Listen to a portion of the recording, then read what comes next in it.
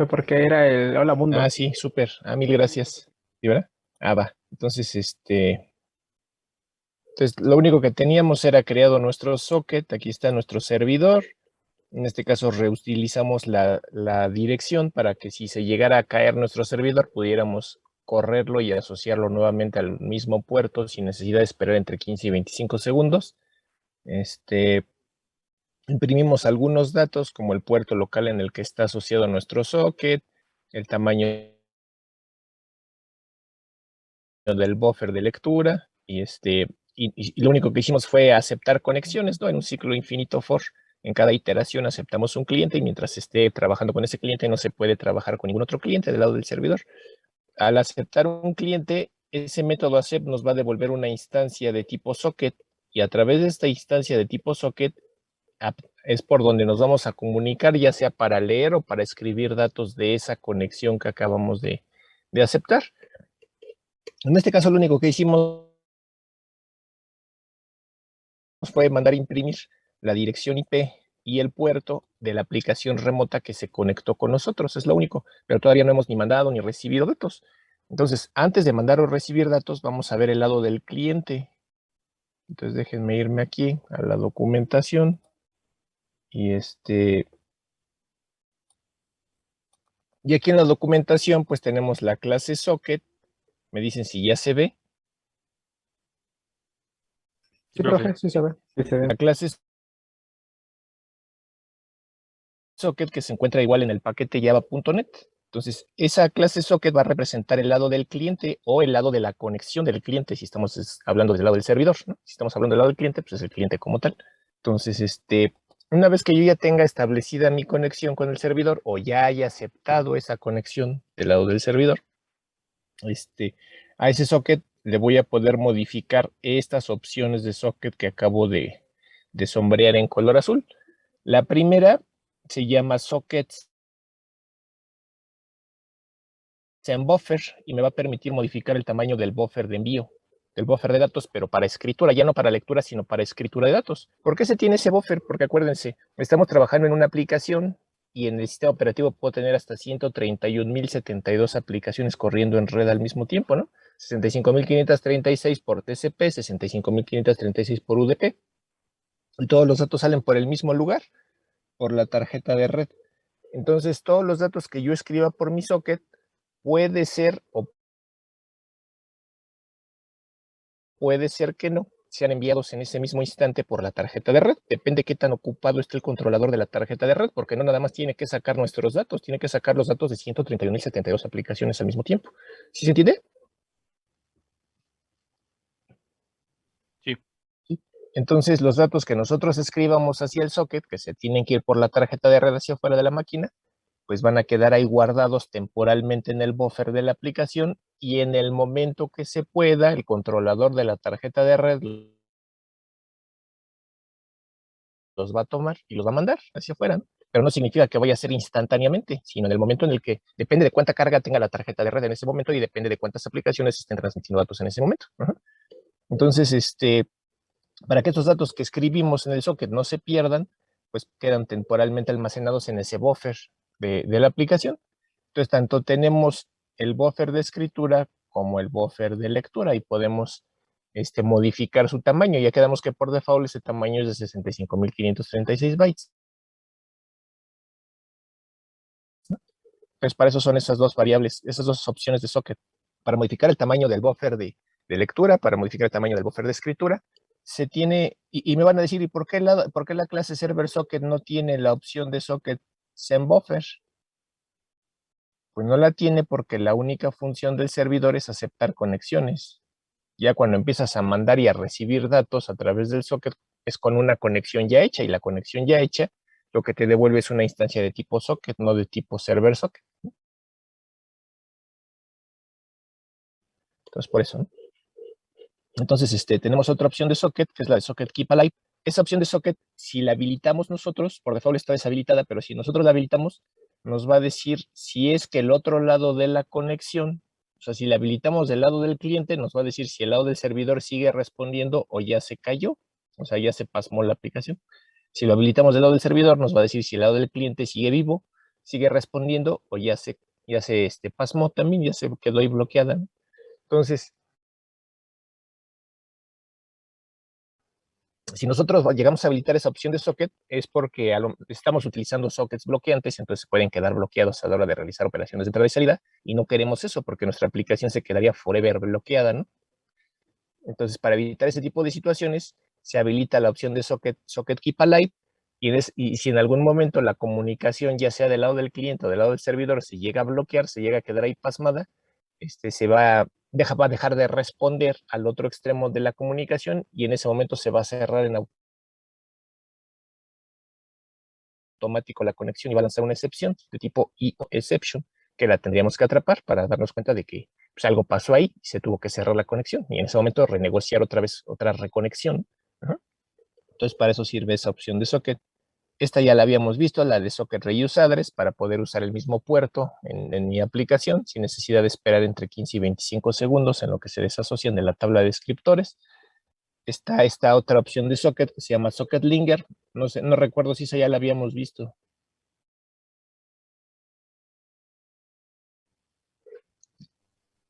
Parece que no. Creo que no. Profe. Bueno, entonces, la opción de socket linger, para lo que va a servir es para fijar, si es que se habilita, se va a fijar un temporizador de cierre de canal. ¿Por qué necesito yo un temporizador de cierre de canal? Va de la mano otra vez con el buffer de aplicación. Los datos que yo escribo, cuando yo escribo algo en el socket, no se mandan inmediato por la red, sino que quedan encolados en el buffer de aplicación. Entonces, ¿qué pasa si después de escribir datos en el socket, yo cierro el socket? ¿Qué va a pasar con esos datos? ¿Se mandaron o no se mandaron? Depende, ¿no? Depende qué tan ocupada esté la tarjeta de red. Puede ser que la tarjeta de red no tenga mucho trabajo y entonces rápido tomo los datos del buffer de mi proceso y, y los mando. Pero puede ser que haya muchas aplicaciones generando datos, está ocupada la tarjeta de red y a la hora de que ya se desocupó la tarjeta de red, bueno, el controlador de la tarjeta de red, para tomar los datos del buffer y mandarlos a través del socket, pues resulta que ya no existe el socket porque ya lo cerré, ¿no? Imagínense que tienen mandar un dato, mandan un hola y en la siguiente instrucción cierran el socket. Entonces es tan rápida la ejecución de las instrucciones en el procesador que pues puede darse el caso, ¿no? Que ya para cuando por fin se pueden mandar los datos por el controlador de la tarjeta de red, pues ya no existe ese canal de comunicación porque ya se cerró. Entonces, ¿qué va a pasar con esos datos que estaban ahí encolados?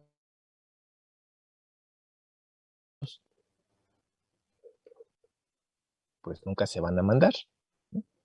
Entonces, en lenguajes de programación como Java o como Python, que son un poquito más lentos que el lenguaje C, ¿por qué? Pues porque no están compilados así a tan bajo nivel, ¿no? Al lenguaje máquina como el lenguaje C.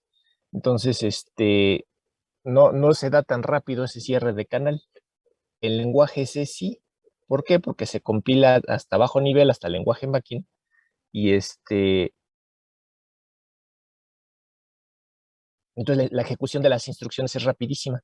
Entonces el lenguaje C, por lo regular, cuando ustedes vayan a cerrar un socket, siempre tienen que habilitar la opción de socket linger. ¿Para qué? Para darle chance a los datos que quedaron encolados en el buffer de la aplicación a ser enviados antes de que se cierre el socket, porque si no ya no va a haber un canal de comunicación por donde se puedan mandar hacia afuera de la máquina, ¿no? En el lenguaje Java yo pocas veces lo he utilizado, insisto, porque es un poquito más lento, ¿no? Pero en el lenguaje C es el pan de cada día. ¿Sí se entiende el uso de esa opción de socket?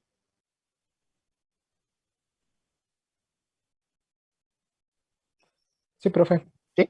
Entonces para eso es.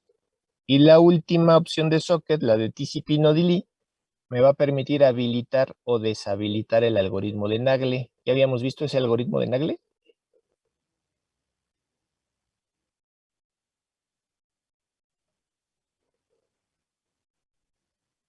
Bueno,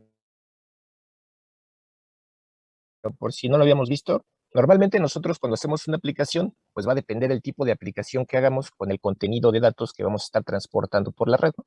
Si tenemos una aplicación que genera pocos datos, por ejemplo, una aplicación de mensajería instantánea, pues por lo general no mandas tantos datos, ¿no? Bueno, ahora sí, porque te la te la pasas mandando video, fotos y video, ¿no? Pero antes, por lo general mandabas principalmente texto, ¿no? Entonces, en una aplicación donde tú principalmente mandas texto, pues el texto por lo general no pesa, ¿no? ¿Cuánto pesa el texto? Pues 1 byte por carácter, o 2 bytes por carácter, o 4 bytes por carácter, pero por lo general no es mucho. Entonces, rara vez se llega a juntar el MTU de la tarjeta de red con puro texto, ¿no? ¿Qué es el MTU? ¿Qué quedamos que era? De sus clases de redes. Unidad máxima de transferencia, algo así. Ajá, máximo, bueno, la unidad máxima de transmisión es el tamaño de bus, el tamaño de bus que tiene la tarjeta de red, y entonces es el tamaño de trama más grande que puede pasar por la tarjeta de red, ¿no? Entonces, en el caso de Ethernet, ese MTU es de 1500 bytes. Entonces, cuando tú estás en una aplicación donde estás mandando puro texto, por ejemplo, difícilmente en un mensaje vas a mandar 1500 bytes de puro texto, ¿no? Tendrías que estar inspirado para agarrarte a escribir 1500 bytes de un jalón. Entonces, en ese tipo de aplicaciones nos conviene tener habilitado el algoritmo de Nagle. ¿Por qué? Lo que va a hacer el algoritmo de Nagle es todos los paquetitos que vayan saliendo de tu aplicación, los va a ir juntando, los va a ir pegando, los va a ir así como apilando uno por uno. Y hasta que se junte un paquetote del tamaño del MTU de la tarjeta de red. ¿Para qué? Para que valga la pena mandar ese paquete. ¿Y por qué digo valga la pena? Imagínate que mandas un paquete que nada más tiene un carácter o 2 caracteres. Imagínate que estamos usando codificación UTF-8, ¿no? Entonces, si mandas un carácter, son 8 bits, un byte en capa de aplicación. A ese byte de capa de aplicación le agregas n bytes de metadatos que agregue la aplicación que estás ejecutando, y es la que genera los datos, y en donde se especifica qué usuario mandó el mensaje y para quién va dirigido, y si es un mensaje individual o es un mensaje de grupo, y bla, bla, bla, bla, bla, ¿no? Y la hora y la fecha y no sé qué. Entonces, se le agregan n bytes de encabezado a ese único byte que estás mandando. Eso se pasa a la siguiente capa de TCP/IP, que es la capa de transporte. Si lo estás mandando por TCP, pues se le agregan 20 bytes de encabezado de TCP, suponiendo que no vayan opciones, ¿no? Luego eso se pasa a la siguiente capa, la capa de Internet, se le agregan 20 bytes más del paquete IP, bueno, del encabezado de IP. Eso pasa a la siguiente capa, a la capa de acceso a la red, se forma la trama. En el caso de la tecnología Ethernet se agregan 14 bytes de encabezado, ¿no? 6 bytes de MAC destino, 6 bytes de MAC origen, 2 bytes de campo tipo. Entonces, por un solo byte de datos, generaste 14 bytes de la trama, más 20 bytes de IP, más 20 bytes de TCP, más n bytes de la aplicación. Entonces, tú dime si vale la pena estar generando como 60 bytes de encabezado por un solo byte de carga útil. Pues no, porque vas a estar rellenando el canal de comunicaciones con puro encabezado más que datos útiles. ¿Sí están de acuerdo? Sí. Entonces, lo que hace el algoritmo de Nagle es, para evitar eso, se va a esperar, va a ir apilando todos los paquetitos estos que van saliendo, hasta que, bueno, y siempre y cuando esos paquetes vayan al mismo destinatario, ¿no? Y, y los va a mandar como un solo paquetote. ¿De qué tamaño? Pues del MTU de la tarjeta de red, para que valga la pena la cantidad de carga útil con respecto a la cantidad de bytes que se agregan de metadatos, ¿no? De encabezados. ¿Sí se entiende? ¿Para qué? Para aprovechar el ancho de banda que se tiene, ¿no? Entonces, ¿cuál es el problema de habilitar el algoritmo de Nagle? Por un lado, pues si estás aprovechando el ancho de banda porque estás mandando paquetes del MTU, ¿no? De todo el bus que ocupan todo el bus de la tarjeta de red. Pero el problema es que esos paquetitos están sufriendo retardo, sobre todo el primer paquete que se queda ahí encolado, sufre más retardo en lo que se van juntando más paquetitos para que salga el paquete del tamaño del MTU. Entonces, dependiendo de la aplicación que estás desarrollando, puede ser deseable o no deseable que esté habilitado ese algoritmo de Nagle. Si lo que a ti te urge es que no haya retrasos, pues vas a deshabilitar el algoritmo de Nagle. Si lo que te urge es simplemente que tenga buen desempeño la red, pues lo habilitas. Ajá.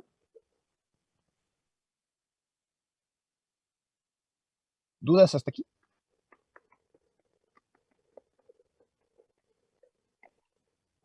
No, profe. ¿Sí? Bueno, entonces ahora, ¿cómo generamos instancias de la clase socket? Pues aquí tenemos diferentes constructores, ¿no? Tenemos el primer constructor, donde simplemente generamos una instancia de la clase socket y no recibe ningún parámetro. ¿Qué significa? Que voy a tener mi socket creado. Ese socket creado no va a estar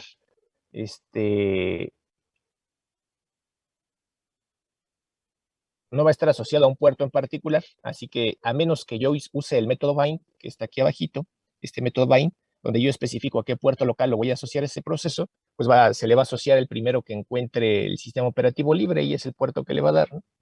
Entonces, no va a estar conectado tampoco con ningún servidor. ¿Por qué? Porque no especifiqué el destinatario, ¿no? Entonces, a menos que yo use el método que está aquí abajo, que se llama connect, no sé si lo alcanzan a ver. Sí. ¿Sí? Con ese método connect, pues ya especifico la dirección IP y el puerto del servidor al que me voy a conectar. De otro modo no estaría conectado tampoco, ¿no?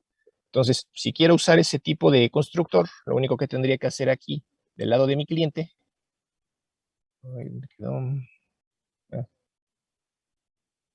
déjenme cerrar. ¿Dónde está? ¿Dónde quedó?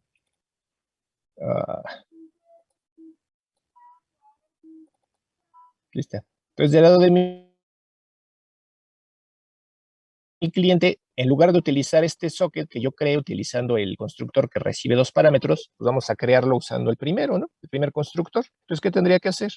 Simplemente haría un socket cliente igual a new socket y sin parámetros, ¿no? Tal cual como está aquí en la documentación. Ahora, ¿cómo lo conecto con un servidor? Genero una instancia de la dirección y puerto del servidor mediante la clase que se llama inetSocketAddress.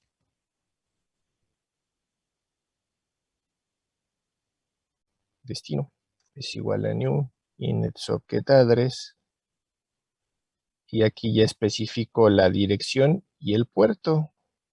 192, 168, 165, que es mi dirección IP que tengo. Y el puerto. Y ya que tengo especificado el destinatario, pues uso el método connect.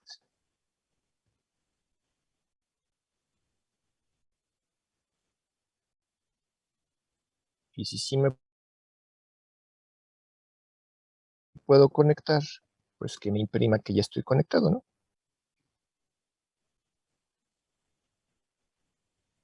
Ahí está, ¿no? Entonces lo podemos probar corriendo primero el servidor.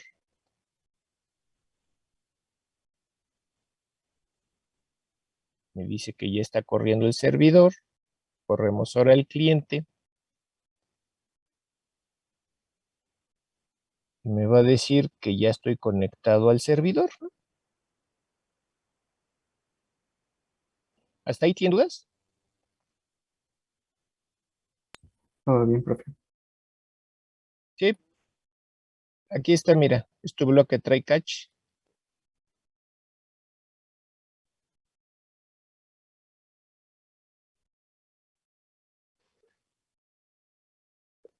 ¿Vale? Yo usé esta dirección IP porque es la dirección IP que tengo, ¿no? Si quieren saber su IP, simplemente abren una terminal de CMD y usan el comando ipconfig y ahí ven la dirección que les marca, ¿no? Aquí está. Esa es la que me marca a mí, por eso es la que usé. O pudiera usar una dirección en IPv6, ¿no? Si es que tienen una o configuran una, ¿no? Eso lo vamos a ver, yo creo, si quieren en la siguiente clase.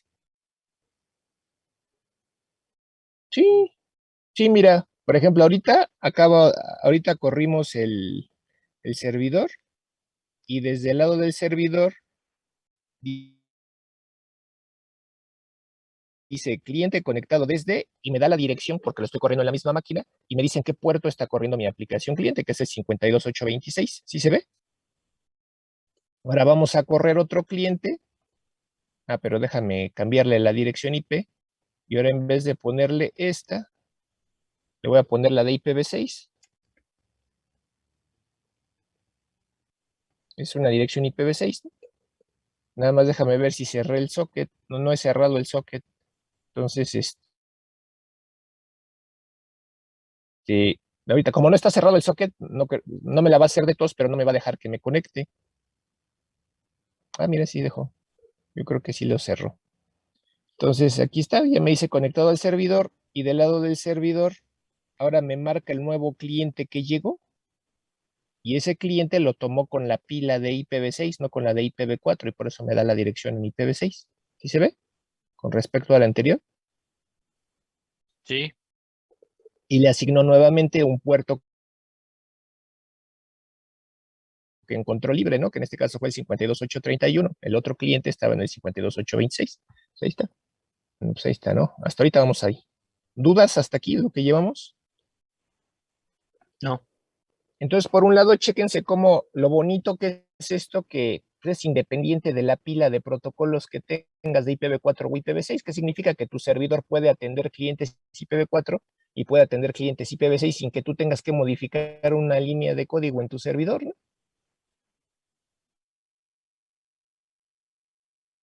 Así de fácil. Y que requerimos bien poquitas líneas de código, ¿no? Bueno, entonces, hasta ahí tenemos eso. Entonces vamos a regresar a la documentación del cliente. Entonces ya vimos que podemos usar este constructor, pero implicaría agregarle por aparte la dirección y puerto del servidor al que nos tenemos que conectar y usar el método connect. Entonces, como nos da flojera, pues usamos este constructor, ¿no? Que es el que teníamos en la parte de arriba, ¿no? Aquí arriba, que es el que comenté, que vale más la pena, ¿no? Porque con una sola línea de código, pues haces esas 3 líneas, ¿no? De código de abajo. Pero entonces, tenemos otro constructor que es muy parecido a este. Déjenme, se los marco. Este constructor se parece mucho a este. No sé si noten que también son 2 parámetros. La única diferencia es que en vez de tener una primera instancia de tipo string, es una instancia de tipo inetAddress. ¿Sí se ve la diferencia? Sí. ¿Y en qué será diferente usar ese constructor a usar el que usamos nosotros?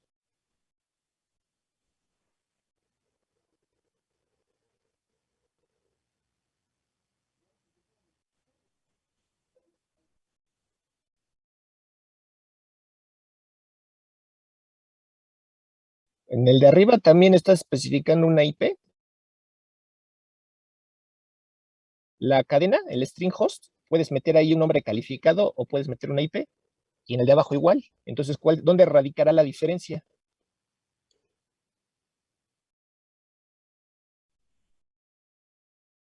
La diferencia es cómo lo va a interpretar la máquina virtual, ¿no? Si nosotros usamos el constructor de arriba, donde está mi flechita de arriba, nosotros le estamos dejando la chamba a la máquina virtual de que ella haga la consulta por la dirección IP o el nombre calificado que estamos poniendo en la variable host, se la va a ir a preguntar a un servidor de DNS para ver si es una dirección o nombre calificado válido. Ajá. Entonces, ¿a qué servidor de DNS le va a preguntar? Al que tengas configurado en tu sistema operativo. Va a ser una consulta DNS para resolver si es una dirección o puerto válido. En caso de que no, pues te va a lanzar una excepción de tipo IO exception, que va a decir host, non host exception, o sea, host desconocido. Y y ya de ahí no va a pasar, ¿no? Si en lugar de utilizar este constructor usamos nosotros tenemos que hacer a mano esa validación. ¿Por qué? Porque la clase inetAddress no tiene constructores.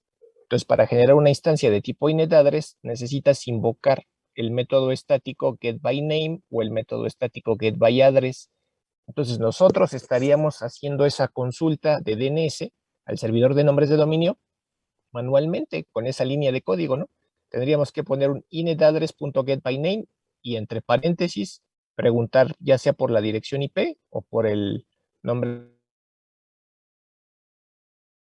calificado. Y depende si ahí nos lanza la excepción o no. Entonces, ¿por qué no lo pone así la documentación? Si nosotros queremos aventarnos a mano esa parte, esa validación con el servidor de nombres, lo podemos hacer si es que acaso nosotros quisiéramos manejar las diferentes excepciones que nos pudiera lanzar el servidor de DNS. Si no nos importa, pues se lo dejamos a que lo haga la máquina virtual y usamos este constructor de acá. ¿Sí se entiende?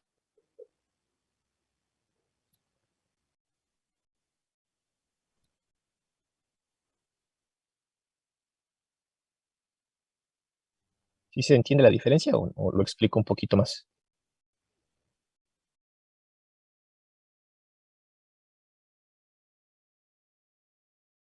Ajá, mira, lo que tú harías sería algo así como, déjalo, lo pongo aquí en el código. Lo que tú estarías haciendo, por ejemplo, en lugar de usar nuevamente, en lugar de utilizar este constructor, déjame poner esto en comentarios. Entonces, en lugar de hacer eso, imagínate que nosotros hiciéramos no sé qué hice, me borré. Imagínate que en lugar de hacer eso, nosotros hiciéramos un init address, dir es igual a init address punto get by. Les digo que tenemos los dos métodos, el método get by address o el método get by name. Entonces, imagínense que utilizo este de get by name y aquí le ponemos la dirección, ¿no? La 192, 168.1.65. Entonces, cuando se ejecute esa instrucción, se va a generar un mensaje de tipo UDP para preguntarle a un servidor de DNS, a un servidor de nombres de dominio, si es válida esa dirección. ¿Qué significa que sea válida? De entrada, que esté escrita en la notación que corresponde con una dirección IP o con un nombre calificado, ¿no? Ajá. Entonces, eso es lo primero que se tiene que validar. ¿Qué más se tiene que validar? Por ejemplo, que si es una dirección IP, los números que están en cada uno de estos octetos o bytes, esos números no estén por encima del 255 o no estén por debajo del 0, ¿no? Ajá, se tienen que hacer varias validaciones. Pero entonces, si yo quiero hacer esas validaciones, porque a lo mejor yo a lo mejor aquí yo pudiera poner un forever, aquí en esta línea, ¿no? Un forever, para que todo el tiempo, para que antes de hacer esa validación le pida al usuario que él ponga la dirección o nombre calificado. Y cada que el usuario dé una dirección o un nombre calificado que no sea válido, pues le siga preguntando y le siga preguntando, y solo hasta que dé una dirección IP válida, se salga de ese ciclo y ya continúe la aplicación. ¿Sí se entiende?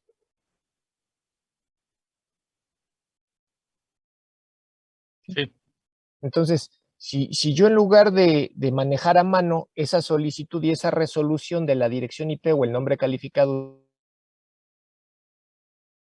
de la dirección, se lo dejo a la máquina virtual, entonces al dejárselo a la máquina virtual, ¿qué estoy haciendo yo? Pues, por ejemplo, estoy haciendo esto nada más.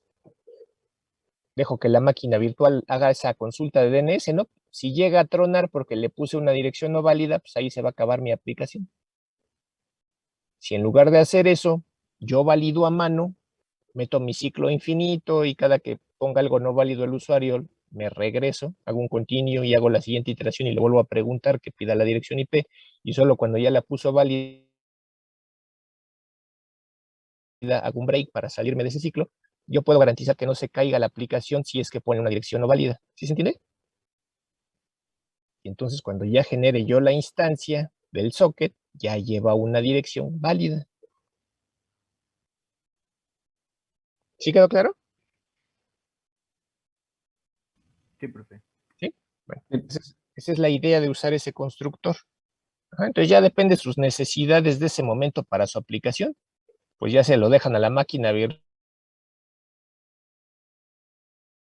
o ustedes hacen la validación. Entonces, si se fijan, aquí tenemos dos constructores que dice que están deprecated, o sea que ya están obsoletos, ¿no? Tanto este como este.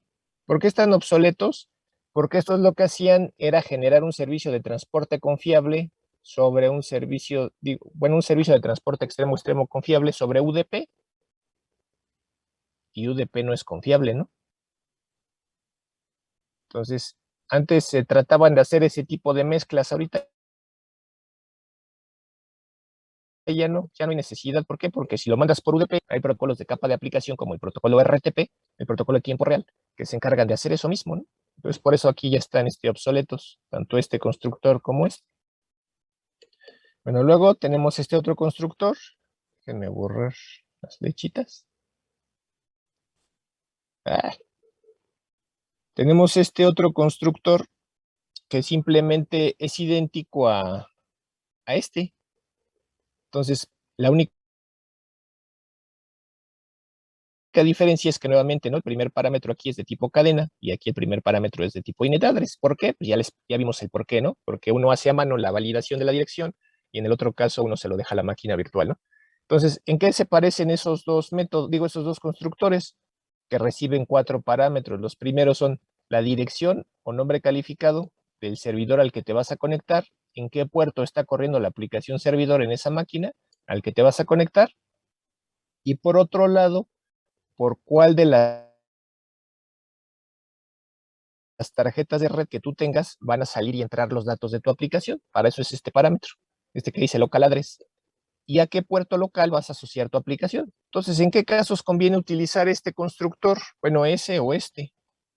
Pues en casos donde tú estés poniendo tu aplicación ya en producción, en un ambiente ya donde ya hay estrictas reglas en los firewalls, por ejemplo, y te dicen, ¿qué puerto vas a necesitar para tu aplicación? Pues voy a requerir, no sé, el puerto 9000. Pues te voy a crear una regla en el firewall para que solo puedas salir por el puerto 9000, por la tarjeta de red que tiene configurada la IP tal. Y entonces vas a tener que hacer que tu programa salga por esa tarjeta de red en específico y reciba datos por esa tarjeta de red en específico y por ese puerto que te dijeron. Porque de otra forma no te va a dejar salir el firewall. ¿Sí se entiende?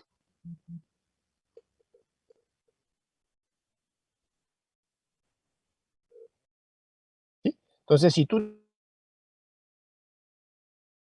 no usas este constructor y usas, por ejemplo, este de acá arriba, pues tú estás dejando abierta la posibilidad de que por cualquiera de tus tarjetas de red te lleguen conexiones, ¿no? Y por cualquiera de tus tarjetas de red tú podrías estar contestando peticiones, ¿no? Pero si las quieres restringir, pues ya usas este constructor o este constructor. Y así te es más fácil a ti tener pues control de lo que sale y lo que entra de tu máquina, ¿no? ¿Vale? Tenemos este otro constructor que dice, tiene un solo parámetro y dice proxy.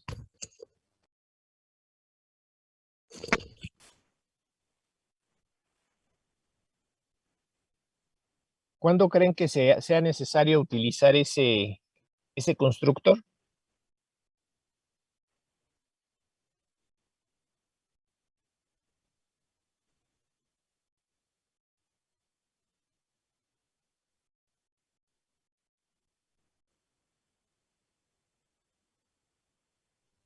¿Han usado proxies alguna vez? No. ¿No? No, Bueno, profe. por lo general tú los puedes usar por diferentes propósitos, ¿no? Uno de esos propósitos puede ser para que no sepan quién eres tú. Entonces, si todas las máquinas que están en un lugar se conectan a un servidor a través del mismo intermediario, ese servidor al que va a ver que se conectó es al intermediario, no a ti. Entonces tú quedas hasta cierto punto protegido ahí, ¿no? Porque ellos no te ven, al que ven es al intermediario. ¿Sí se entiende? Tú te vas a conectar al intermediario, haces tu petición y el intermediario es un bypass que solamente retransmite ese intento de conexión hacia el destino, hacia el servidor real al que te vas a conectar. Entonces, en la bitácora, en el log del servidor real al que te vas a conectar, lo que queda registrado son los datos del intermediario, no los tuyos, ¿no? ¿Sí se entiende? Sí. Sí. Esa es una de las necesidades por las que se usan los proxies. Otra necesidad, pues por ejemplo, imagínate que tú quieres visitar Facebook, estás en un trabajo, quieres estar en Facebook, pero Facebook está en la lista negra ¿cómo se llama? Del watchdog que les da la salida hacia afuera, ¿no? Entonces, ¿qué haces? Pues mediante un proxy, tú te conectas a Facebook, ¿no? De todos modos, en la negra lo que aparece es el servidor de Facebook, no la del proxy. Te va a dejar salir, tu conexión hacia el proxy, y desde el proxy te conectas al Facebook, ¿no? Si se dan cuenta de las bondades. Sí. ¿Sí? Entonces, en ese tipo de situaciones se utilizan los proxies. Y hay muchas más, ¿no? Ahorita, eso nada más son 2 ejemplos que se me ocurrieron ahorita, por ejemplo, ¿no? Entonces, ¿qué dice? Ah, sí. Entonces, usando ese constructor, ustedes pueden definir quién va a ser su intermediario. Todavía no van a estar conectados a un servidor. Ya tendrían que hacer uso del método connect para especificar quién va a ser el destinatario, ¿no? Y fijar parámetros que se necesiten a través de la clase proxy, ¿no? Que está ahí. Y además sería revisar que trae esa definición de clase y ver cómo hacer la conexión a través de un intermediario a cualquier servidor. Y con eso tendrían esos beneficios que les acabo de comentar. Si lo llegan a necesitar en algún momento, ¿no? ¿Vale? Y ya por último se tiene este otro constructor que tiene igual un parámetro que dice socket impl. Si ustedes recuerdan la clase pasada que vimos el lado del servidor, igual vimos el server socket que recibía como parámetro un socket impl. Digo, un server socket impl, ¿se acuerdan? Que les dije que era para crear un servidor a la medida.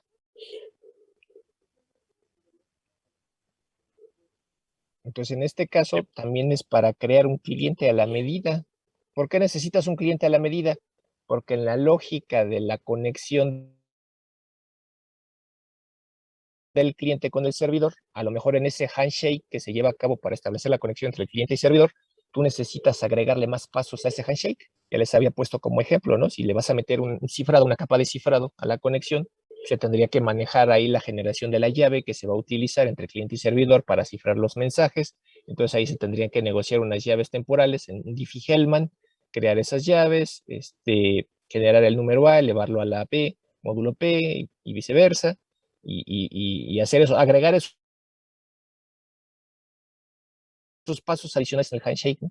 Entonces, ¿qué necesitas? Pues modificar el comportamiento, la lógica general que tiene el socket, el cliente de socket, para modificar ese handshake y agregarle esos pasos. Entonces, ¿eso dónde lo harías? Aquí. Ajá. ¿Sí se entiende?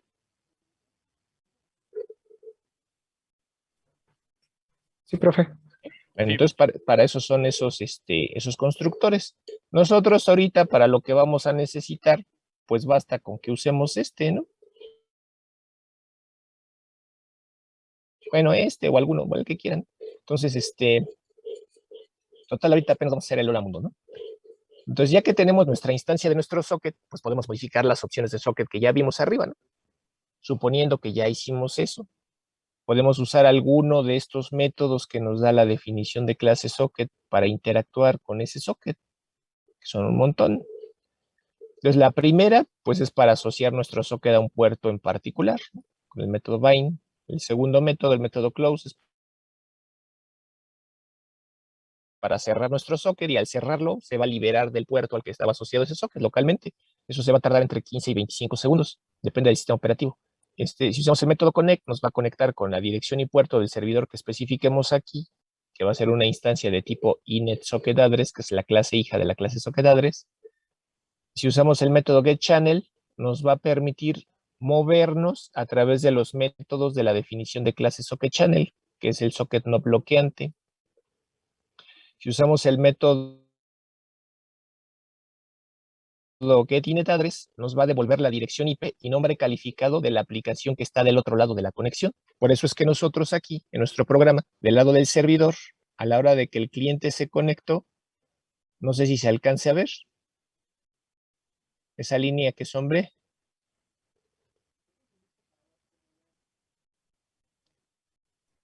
Sí, profe. Y puse cliente conectado desde, y de esa conexión que acepté, invoqué el método getInetAddress para obtener la dirección IP de quien se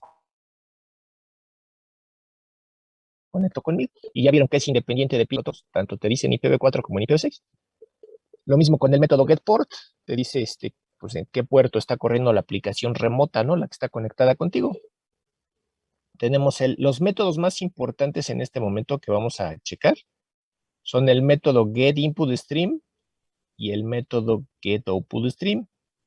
Si se fijan, el método getInputStream nos va a devolver una instancia de tipo input_stream. El método getOutputStream nos va a devolver una instancia de tipo outputStream. ¿Sí se ve? Sí, profe. O sea, son esta y esta. Ahora, ¿qué es un input_stream y qué es un output_stream? ¿Qué son? Ajá, son flujos que me van a permitir, el input_stream me permite leer datos, el output_stream me permite escribir datos. ¿Qué tipo de datos? Los dos son flujos orientados a byte. ¿Qué significa? Que me permite input_stream leer bytes, output_stream escribir bytes en el socket. Ajá. ¿Cuántos bytes? Un solo byte a la vez. Entonces van a decir, cha, tanto para eso, ¿no? Puedo leer un byte a la vez o puedo escribir un byte a la vez. Eso es lo que hace un flujo de bajo nivel. Te escribe un dato a la vez nada más. ¿De dónde a dónde te lo escribe? De donde sea a donde sea. Entonces déjenme explicarles cómo funciona eso. Yo voy a tener dos puntos en mi aplicación. Un punto A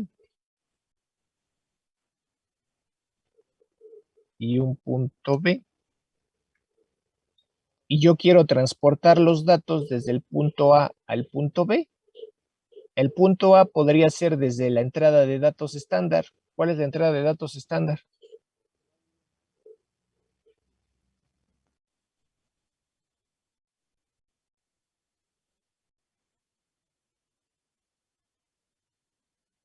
Es el teclado. O sea, si yo quiero meter datos a la aplicación, pues lo hago desde el teclado, ¿no? Es la entrada de datos estándar. Entonces, mediante un flujo, mediante un output_stream, yo puedo introducir y mandar los datos que yo tecleé hacia mi aplicación, que sería el punto B. ¿Sí se entiende? ¿Sí? O yo podría transportar datos desde mi aplicación, datos que generé en mi aplicación, que sería el punto A, transportarlos hacia la salida estándar. ¿Cuál es la salida estándar? La pantalla, el monitor, ¿no? Entonces sería mi punto B, sería el monitor, el punto A sería la aplicación. Ahora supongan que quieren almacenar datos. El punto A va a ser la aplicación, el punto B puede ser un archivo, puede ser un gestor de base de datos, puede ser otra cosa, ¿no? Ajá. Ahora supongan que el punto A es mi aplicación, el punto B es otra aplicación. ¿Cómo lo hago? Pues a través de un socket. Entonces un flujo que se va a comunicar y va a escribir en el socket. Entonces por eso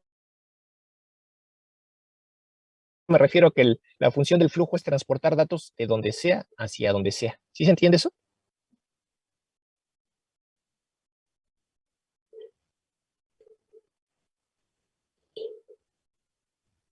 Sí.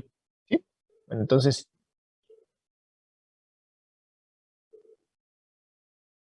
ajá.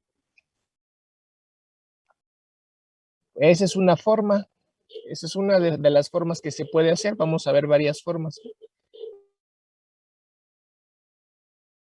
Entonces, ahorita lo único que quiero que les quede claro es la función del flujo. El flujo es transportar datos de cualquier lugar hacia cualquier otro lugar en mi aplicación.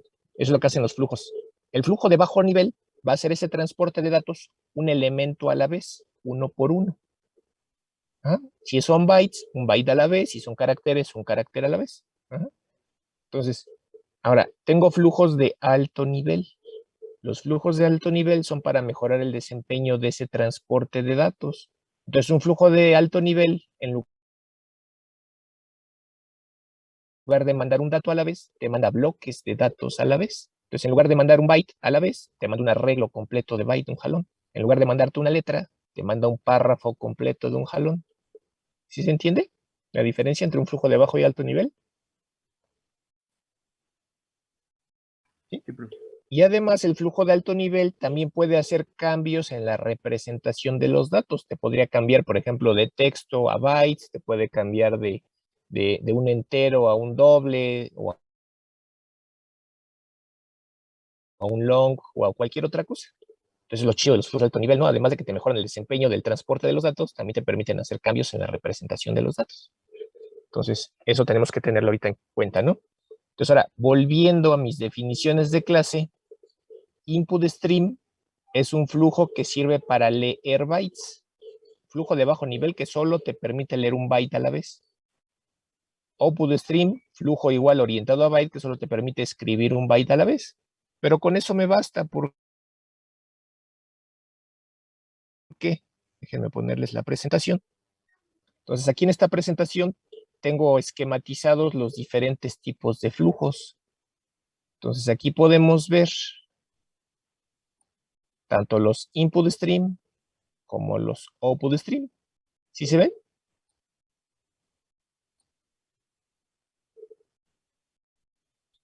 Sí, profe. Entonces, el input stream, ¿qué te va a permitir hacer? Leer un byte a la vez. El output stream, escribir un byte a la vez. Esos son los flujos de bajo nivel. Pero los de alto nivel son los que están aquí abajito, aquí y aquí. Entonces, si ese input stream tú lo juntas con un file input stream, pues vas a poder escribir datos ¿hacia dónde? Hacia un archivo. El nombre lo dice, ¿no? Hacia un file input stream. Y ahora, si en lugar de escribir los datos al archivo uno a la vez, eso lo juntas con un buffer output stream, que creo que aquí no viene, creo que no lo pusieron. No me lo pusieron, pero hay un flujo de alto nivel que se llama buffer output stream, y ese lo asocias con el file, más bien un buffer input stream, y ese lo asocias con un file input stream, pues podrías leer bloques de bytes de un jalón desde un archivo, ¿no? A lo mejor hasta te lees el archivo completo de un jalón, ¿no? Y lo mismo con una tubería, si quieres leer datos desde una tubería, y lo mismo desde unas cadenas que se parecen, bueno, esta es una estructura que se parece a una cadena, pero es más grande que una cadena, tiene mayor capacidad que una cadena, ¿no? Y esto es para leer objetos,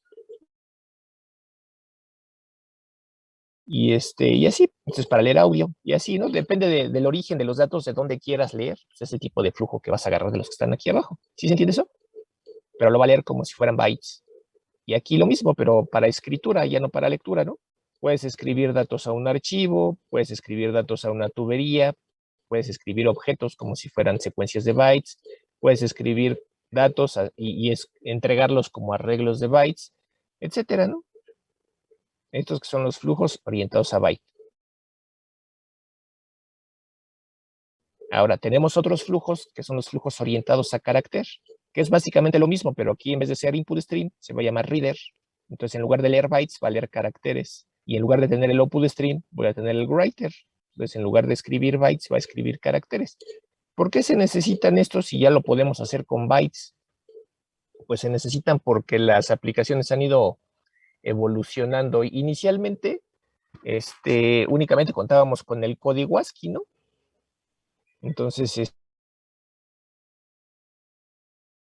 con el código ASCII, los caracteres básicamente medían 7 bits. Teníamos 7 bits para representar 2 a la 7, 128 letras del alfabeto inglés.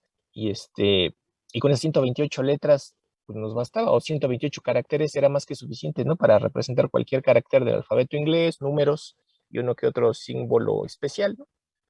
Pero después fue volviéndose más globalizado el Internet, se fueron internacionalizando las aplicaciones para que una persona pudiera ver la información en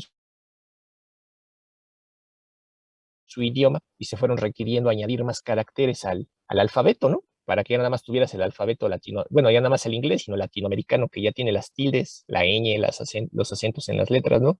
A lo mejor también el japonés, que tiene sus kanjis, el chino, pues para cada idioma que hay, ¿no? Y si se fijan, el persa, hay un montón. Entonces, pues se dieron cuenta de que ya no iban a caber todos los caracteres en 7 bits, ¿no? Entonces empezaron a surgir nuevos tipos de codificaciones, las codificaciones I, como la que usa Windows, las codificaciones UTF, ¿no? Que hay de diferentes tamaños, UTF-8, que te codifica un carácter en un byte, por eso es el 8, el UTF-16, que te codifica un carácter en 2 bytes, 16 bits, el UTF-32, que te codifica un carácter en 4 bytes. ¿Sí se entiende? Entonces, Sí. con los flujos que tienes aquí arriba, cuando tú haces una operación de lectura o cuando haces una operación de escritura, solo estás leyendo o escribiendo un byte. Y si tú estás utilizando una codificación que no sea la UTF-8, pues si tú lees o escribes un byte, a lo mejor nada más estás leyendo o escribiendo un pedazo del carácter.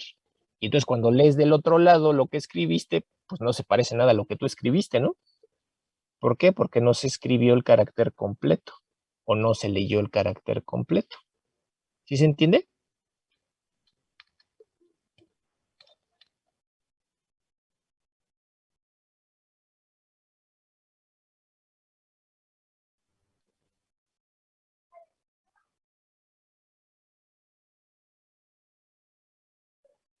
A lo mejor y sí está, porque esta nada más es una diapositiva, pero si se van directamente al paquete java.io, ahí pueden ver las definiciones de clase que hay en ese paquete, y a lo mejor y sí está. Ajá, sales. Entonces, nada más es un ejemplito para que más o menos vayan asociando lo que vamos a usar nosotros, ¿no? Entonces, si ustedes se fijan aquí en la documentación que les estoy mostrando, tenemos el método getInputStream y el método getOutputStream, que a final de cuentas te dan un input stream para lectura de bytes o un output stream para lectura de, escritura de bytes, pero no tenemos un getReader o un getWriter, ¿no? ¿Por qué?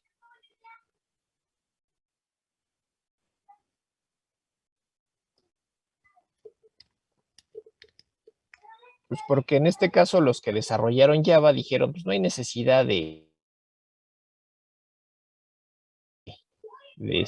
duplicar código, ¿no? Entonces simplemente lo que vamos a hacer es darte una clase. En el caso de Reader, te vamos a dar una clase que se llama InputStreamReader, y esa clase te va a hacer ese puenteo o te va a hacer esa conversión de bytes a caracteres para que tú puedas leer caracteres, ¿no? A final de cuentas, tú tienes el método getInputStream que te devuelve ese input stream, que son bytes. Pero si ese input stream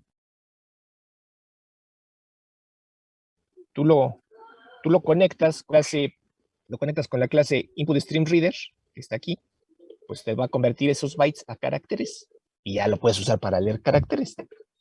Y lo mismo con la clase Writer, ¿no? Te da la clase OutputStreamWriter para convertir a caracteres y tú puedas escribir caracteres en el socket, ¿no? Y en automático se van a convertir a bytes para que entren en el socket. ¿Sí se entiende? Y que no haya necesidad de duplicar código en la API, ¿no? Ahorita vamos a ver un ejemplo. Bueno, vamos a hacer un ejemplo, ¿no? ¿Hasta aquí tienen dudas? No. Bueno, entonces vamos a irnos al código. Y ahora sí vamos a intentar mandar un mensaje, ¿no? Nuestro hola mundo, que era lo que estamos intentando hacer desde la otra vez, ¿no? Entonces nos vamos al lado del servidor. No, déjenme quitar esto. Y del lado del servidor, ahorita lo único que tenemos es, pues aceptamos la conexión, imprimimos la información de quién se conectó, pero suponiendo que le fuéramos a mandar un mensaje, un hola mundo a cada cliente que se conecte con nosotros, pues vamos a tener nuestro mensaje, ¿no? String, mensaje, es igual a un saludo desde el servidor. Ese va a ser el mensaje que vamos a mandar. ¿Cómo lo quieren mandar primero? ¿Como bytes o como caracteres? Como bytes. Como bytes. Como bytes. Bueno, vamos a mandarlo como bytes. Entonces, para mandarlo como bytes necesitamos usar un flujo orientado byte, que es uno de los que ya les había mencionado. Buffer, output stream. Buffer output stream es igual a new buffer output stream. Y esto va conectado con cl.get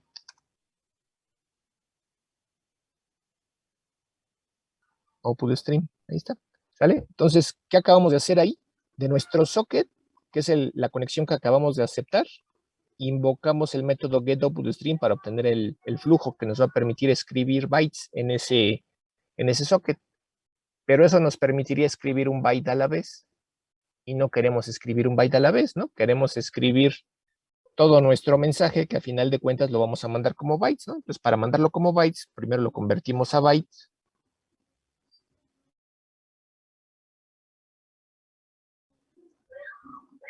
es igual a mensaje.getBytes. Entonces ahí ya convertía a un arreglo de bytes mi mensaje, que era texto, ¿no? Mi cadena la convierto en un arreglo de bytes. Entonces quiero mandar ese arreglo de bytes. Si lo mandara directamente con esto que tengo aquí, yo tendría que ciclar en un for desde 0 hasta b.length y mandar cada entrada del arreglo por separado, byte por byte, ¿no? Pero estaría de flojera, sería meter más líneas de código. Entonces, en su lugar, conecto mi flujo, mi output stream, que me devuelve el método getOutputStream, lo convierto a un buffer output stream, que me va a permitir mandar de un jalón el arreglo, ¿no? Entonces, nada más pongo un bos.write, .write, y mando B. Y ya, si no tengo nada más que hacer, pues cierro mi flujo y cierro mi socket, ¿no?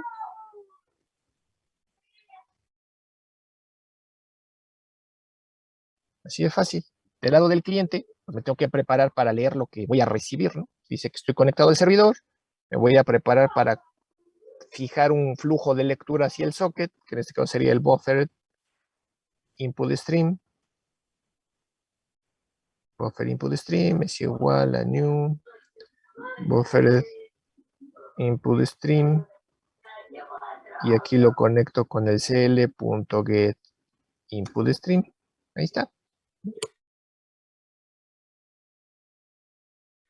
Entonces el socket me devuelve el input stream que me permitiría leer un byte a la vez, pero no quiero leer un byte a la vez, quiero leer el arreglo de bytes de un jalón, entonces por eso lo conecto con el buffer input stream, ¿no? Y eso me va a permitir leer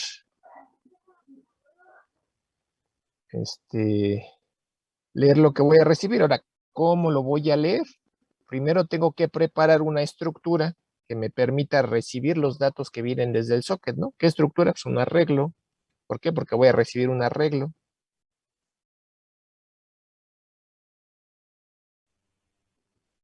Ahora, ¿de qué tamaño voy a crear ese arreglo?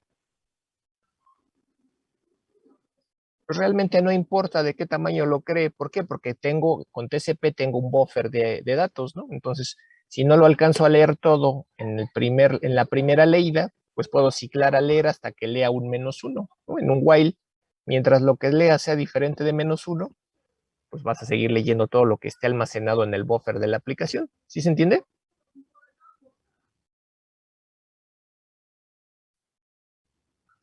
Pero en este caso, pues no quiero hacer tantas lecturas, entonces lo pongo en un solo arreglo grande, ¿no? Entonces, de un jalón voy a intentar leer hasta 65.535 bytes, si es que hubiera llegado algo de ese tamaño, ¿no? Y en este caso, ya vimos que solamente el servidor solamente me está mandando esto. ¿Cuántos caracteres o cuántos bytes son de esto? 1, 2, 3, 4, 5, 6, 7, 8, 9, 10, 11, 12, 13, 14, 15, 16, 17, 18, 19, 20, 21, 22, 23, 24, 25, 26, 27, 28, 29, 30. Bueno, 30 caracteres, ya depende de qué codificación se esté utilizando. Suponiendo que se estuviera utilizando la codificación UTF-8, sería un byte por carácter y entonces serían 30 bytes. ¿Sí se entiende? Entonces, yo aquí me estoy preparando para leer de golpe hasta 65.535 bytes, porque es lo que mide este arreglo. Y le estoy diciendo, lee de un jalón todo el arreglo, ¿no? Entonces, es lo que máximo que podría leer en esa instrucción, lo que mide el arreglo. Y me va a devolver un entero diciéndome cuántos bytes se pudieron leer, cuánto se recibió. A lo mejor ya le dije lee 65.535, pero solo me llegaron 30 bytes, que es lo que escribió el servidor. Entonces me va a devolver 30. ¿Sí queda claro?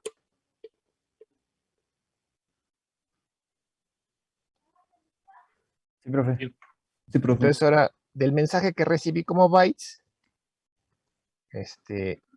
lo voy a volver a mandar a convertir a una cadena, generando una instancia de la clase string. A partir de lo que recibí, ¿qué recibí? Pues el arreglo de bytes. Y le digo, partiendo de la posición 0 de ese arreglo, únicamente toman los primeros n bytes. ¿Por qué? Porque si no le digo cuántos tomar, va a tomar los 65.535 que mide el arreglo y me estaría entregando una cadena de 65.535 bytes, que tendría los 30 mensajes de datos más basura. ¿Sí se entiende?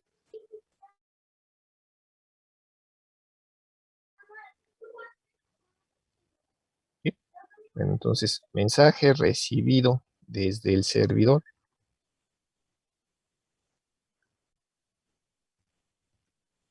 Ponemos lo que se recibió y ya después, si ya no hay nada más que hacer, cerramos el flujo, cerramos el socket. Vamos a probar nuestra aplicación. Vamos a correr la aplicación servidor. Vamos a ver que no tenga nada corriendo. Corremos el servidor. Y dice que ya está corriendo. Corremos el cliente.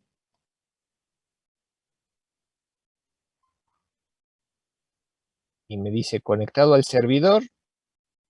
Y luego mensaje recibido desde el servidor. Y aquí está la cadena que se mandó como un arreglo de bytes. ¿Sí se ve? Sí. Entonces eso fue mandándolo como si fueran bytes. Ahora, si lo queremos mandar como si fuera texto, tal cual, vamos a, en lugar de utilizar este tipo de flujo, vamos a usar uno que sea un writer y un reader, ¿no? Entonces, hasta aquí ya le puedo modificar. Ya le tomaron un screenshot. Bueno, de todos modos, ¿están grabando el video? ¿Sí están grabando la clase? Para cualquier cosa que se les quede ahí. Pues ahí está. Bueno, entonces ahora vamos a convertir nuestro envío en flujo orientado a carácter. Entonces este buffer reader ya no nos va a servir. Esto tampoco, pues esto tampoco, ¿no? Entonces todo esto lo comentamos. Y en su lugar, del lado del cliente, pues vamos a tener un buffer reader, buffer reader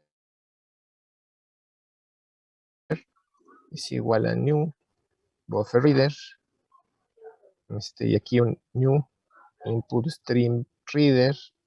Si se acuerdan por qué les dije que era esta clase, para hacer la conversión de bytes a caracteres. cl.get input stream. Entonces ya tenemos nuestro input stream que nos devuelve el socket. No queremos leer bytes, sino caracteres, entonces los convertimos a caracteres con esta instancia. Ahora no queremos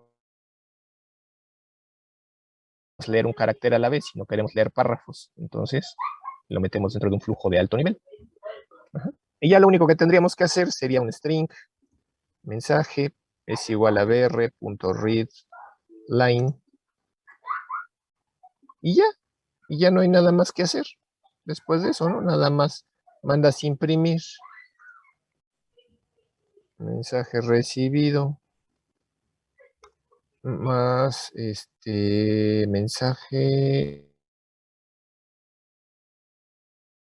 mensaje. Y ya después nada más cierras tu flujo, ¿no? El bufferreader.close. Ya. Eso sería del lado del cliente. Del lado del servidor, que es el que va a mandar los mensajes. ¿Hasta aquí hay dudas? ¿No? A ver, espérenme. No, profe. No, profe.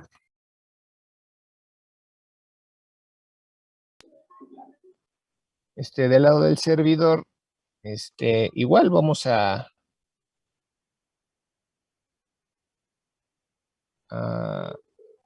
todo esto lo vamos a comentar, que no lo vamos a usar, y en su lugar, no sé qué hice, y en su lugar vamos a crear un print writer, pw es igual a new print writer, que es el flujo de alto nivel orientado a carácter. Necesitamos el conversor, new output stream writer, y estamos conectarlo con el socket, cl.getOutputStream. Ahí está. Entonces, para escribir nuestro mensaje, lo único que tendríamos que hacer es pw.println y el mensaje que es msj, ¿no? Y ya. Así de fácil. Y ya nada más lo cerramos. Springwriter.close. Close. Ahí está, ¿no? Ay, espérenme. Déjenme, le quito acá. Ahí está, ¿no? Y si quieren lo podemos probar otra vez, ¿no?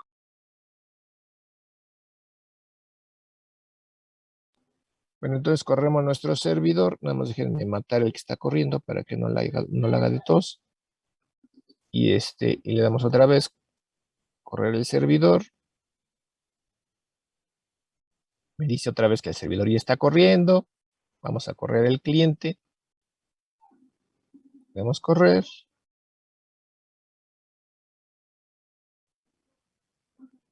Y ahí está otra vez, ¿no? Mensaje recibido, y ahí está. Pero ahora lo mandamos como texto, ¿vale? Entonces, aquí no se ve a lo mejor cuál es la ganancia de uno con respecto al otro, ¿no? ¿Por qué? Porque aquí no estamos usando caracteres especiales como acentos, por ejemplo, ¿no? ¿Qué pasaría si nosotros estuviéramos mandando acentos? Imagínense que el mensaje que se está mandando aquí, ¿dónde está? ¿Dónde está el mensaje? Del lado del servidor. Imagínense aquí que ustedes necesitan mandar caracteres especiales que no son del UTF-8, ¿no? Que no vienen en el ASCII. Entonces, por ejemplo, aquí, a lo mejor ustedes van a mandar A, E, I, O, U, ¿no? Son letras con tilde. Entonces vamos a ver qué pasa si mandamos esto, ¿no? Corremos el servidor.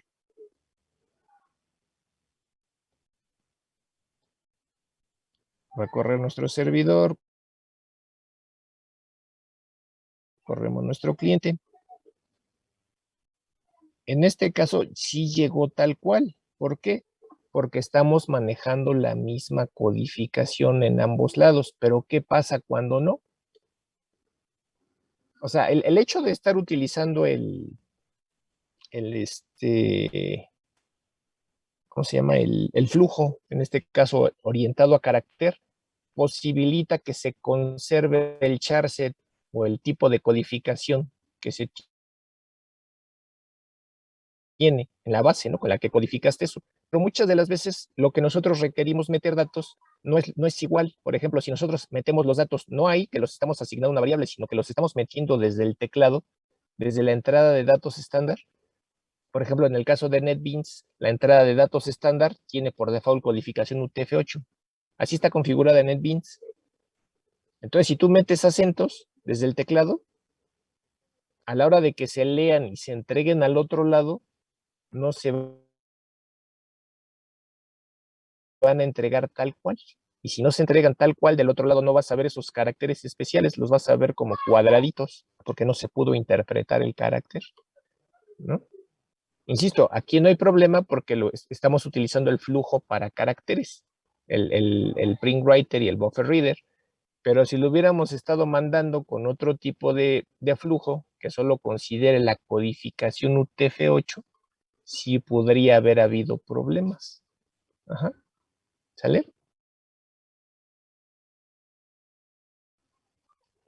Bueno, eso es para lo que sirve utilizar los flujos orientados a caracteres, que tú puedes, ahora sí que utilizar diferente tipo de codificación. Si quisieras escribir en diferentes idiomas y que se mostraran esos caracteres, ¿no? Tu aplicación. De otra forma no se van a mostrar, se van a ver puros cuadraditos, ¿no?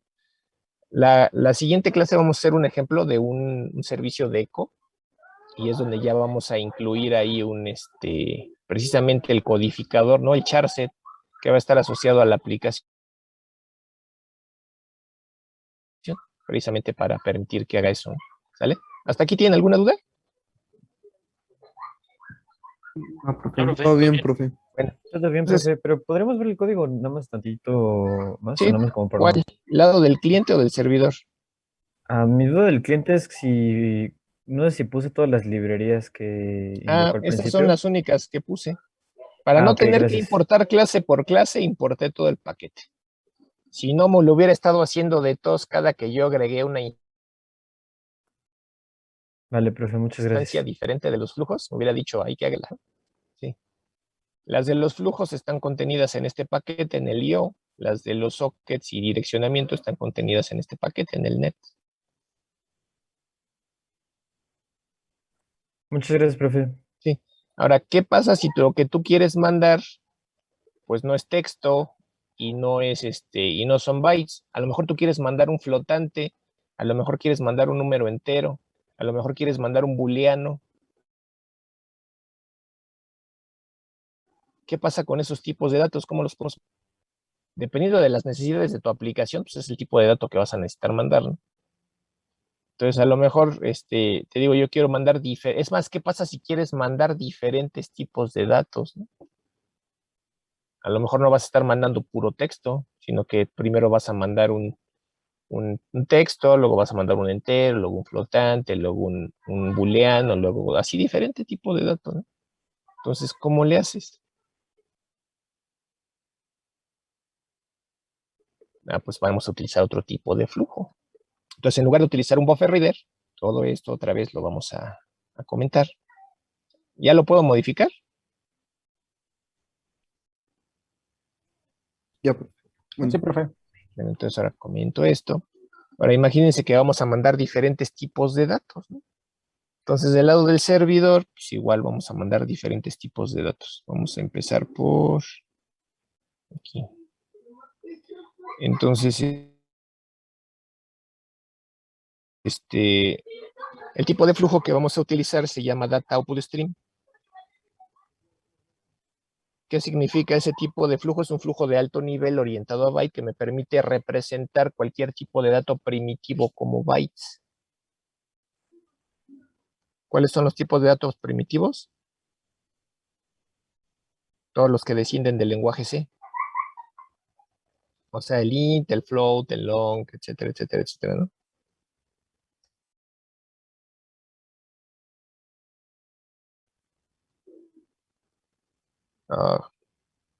Ahí está. Entonces lo único que tengo que hacer es asociar un data output stream, asociarlo al socket. ¿Por qué lo asocio directo? Pues porque son bytes y del otro lado siguen siendo bytes. Por eso no hay que transformar nada, ¿no? Como con el de los caracteres que se tuvo que transformar de bytes a caracteres. Aquí no, aquí es directo. Entonces vamos a suponer que primero voy a mandar datos como texto. Para mandar texto se utiliza el método writeUTF. ¿Cuál es el inconveniente? Que lo va a mandar con codificación UTF-8, ¿no? Luego vamos a mandar un entero.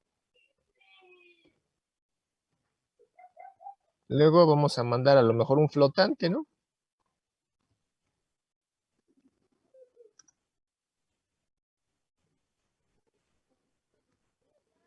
Ahí está. Y si ya no hay nada más que hacer. Ahí está. ¿No? ¿Sí?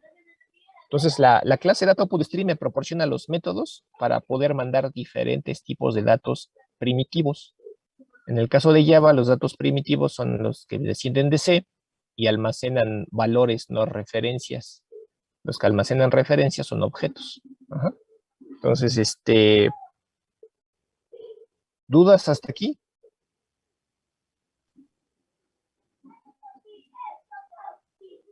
¿No? Todo bien, profe.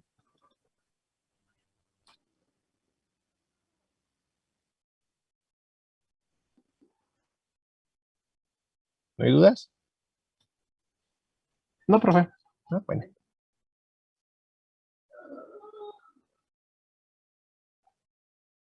Exacto, en el mismo orden en el que mandas, en ese orden vas a recibir.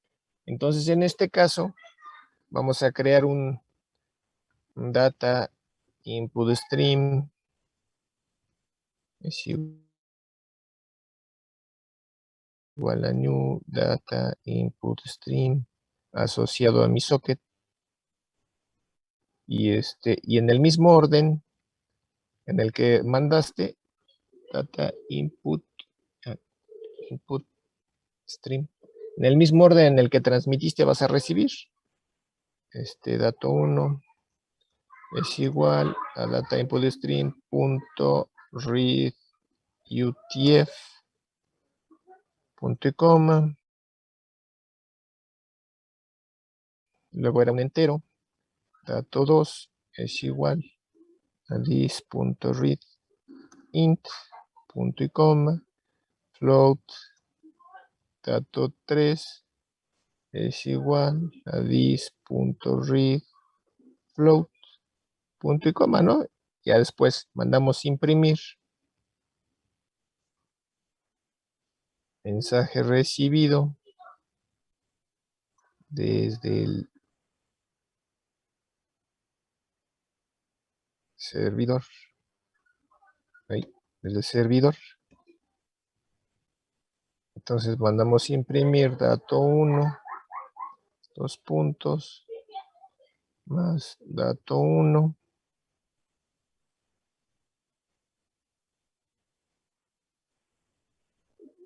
Dato 2. Y tenemos el dato 2 y dato 3. Y aquí dato 3. Y si ya no tenemos nada más que hacer, cerramos el flujo.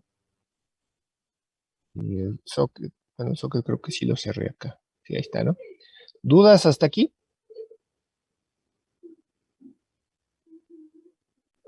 No, profe. Entonces vamos a correr nuestra aplicación servidor otra vez, con las modificaciones que ya le hicimos. Entonces, ahora nos debe de mandar 3 datos, ¿no? Dice que ya está esperando clientes. Llega nuestro cliente, se conecta, y en cuanto se conecta, recibe la cadena, el texto, luego recibe ¿cómo se llama? El entero, y luego recibe el flotante. Y pudieran así mandar diferentes tipos de datos, ¿no? Les digo, booleano, entero corto, entero largo, el doble, etcétera, etcétera, etcétera, etcétera, ¿no? Cualquier tipo de dato primitivo se puede transmitir. Entonces ya con eso podemos estar hasta mezclando cosas, ¿no? Para que no tengamos que utilizar un flujo por cada tipo de dato diferente que queramos mandar, ¿sí? ¿Hasta ahí tienen alguna duda? ¿Sí? Bueno, entonces si quieren, ya son 9 para las 8, si quieren hoy le dejamos ahí, porque si no, no me va a dar tiempo de explicarles bien lo que sigue. Lo que sigue es ahora, por un lado vamos a hacer la prueba para probarles que todo va sobre TCP/IP y por lo tanto debe ser transparente al lenguaje de programación. Les voy a poner un ejemplo donde el cliente esté en Java y el servidor en C, por ejemplo, ¿no? Y vean cómo la comunicación sigue siendo transparente. ¿Por qué? Porque es independiente del lenguaje de programación, independiente del sistema operativo, independiente de la arquitectura de procesador y demás. ¿Por qué? Porque va sobre la pila de protocolos TCP/IP, ¿no? Y está implementada en todos los sistemas operativos. Bueno, a que ellos sepan, a lo mejor en alguno nuevo, muy nuevecito, pues a lo mejor todavía no está completa, ¿no? ¿Sale? Bueno, entonces, por el día de hoy sería todo. Nos vemos la siguiente clase. Cuídense mucho, bonita noche y los veo la siguiente clase por acá. ¿Sale? Hola, profe, gracias. Nos Hasta vemos. luego. Estén muy bien. Gracias. Nos vemos. Igualmente, Profe, profe. gracias. Buenas noches, profe. Gracias. Bye. Descanse. Gracias.